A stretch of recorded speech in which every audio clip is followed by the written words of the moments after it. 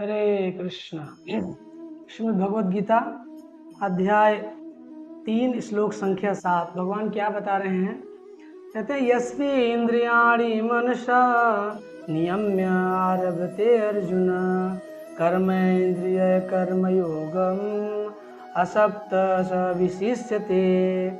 भगवान बताते हैं कि दूसरी ओर यदि कोई निष्ठावान व्यक्ति अपने मन के द्वारा कर्मेंद्रियों को बस में करने का प्रयत्न करता है और बिना किसी आसक्ति के कर्मयोग कृष्ण भावनामृत में प्रारंभ करता है तो वह अति उत्कृष्ट है।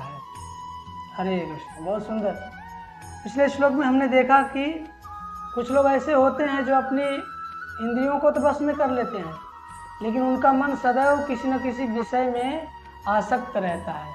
तो यहाँ अगले श्लोक में भगवान क्या बता रहे हैं कि हमें त्याग नहीं करना है, हमें झूठा दिखावा करके ढोंगी साधु बनने की आवश्यकता नहीं है ना।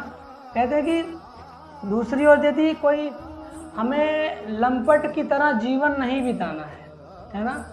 लंपट की तरह जीवन बिताने से अच्छा क्या है, हमारा कर्म जो है आसक्ति के भाव को त्याग कर अपना कर्म करना चाहिए। कृष्ण भावनामृत में हम जिस स्थिति में हैं वहीं रह कर के अपने कर्मों को करें, है ना। और वास्तविक लक्ष्य हमारा क्या है? भगवान कृष्ण भगवान विष्णु को प्राप्त करना। तो उनको प्राप्त करने के लिए शास्त्र में क्या बताया गया है, किन विधि का उपयोग करके भगवान मिल सकते हैं, उनका पालन करें। स्थाने स्थिता सुचिगता तनुवाक मनोज।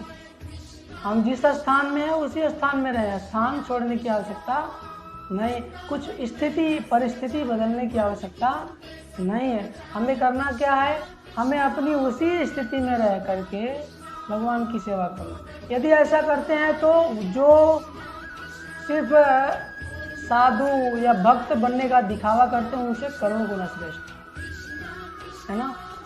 यहाँ भगवान बहुत सुंदर बताते हैं कि ऐसे नकली साधु से अच्छा है कि सड़क पर झाड़ू लगाए, है ना।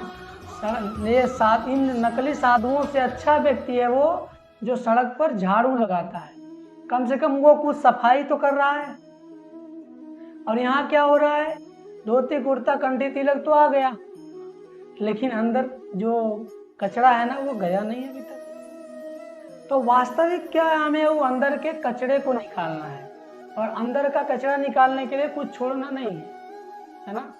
अंदर का कचरा निकालने के लिए हमें अपने स्थान में रहकर कृष्ण भावनामृत का अभ्यास करना है। और यदि हम कृष्ण भावनामृत का अभ्यास करते हैं तो निश्चित एक दिन ऐसा आएगा कि सारी इंद्रियां अपने आप मन हो जाएंगी, भगवान भी प्रसन्न हो जाएंगे। तो हमें ऐसा दिखावा नहीं करना है, अपने कर्म को करते रहना है, भगवान की सेवा में अपना समय लगाते रहना, ये भगवान यहाँ पर बताना चाहते हैं। और जो भी करे उसमें आसक्ति नहीं दिखानी है, आसक्त नहीं होना कि मैंने ये किया तो इसका फल चाहिए, है ना।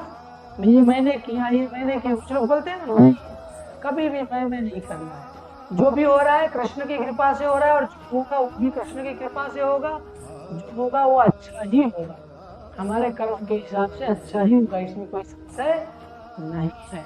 तो अपने कर्म को करते रहें, कृष्ण भावना मुझसे कनेक्शन बनाए रखें, कृष्ण से प्रसन्न हो जाए। हरे कृष्ण।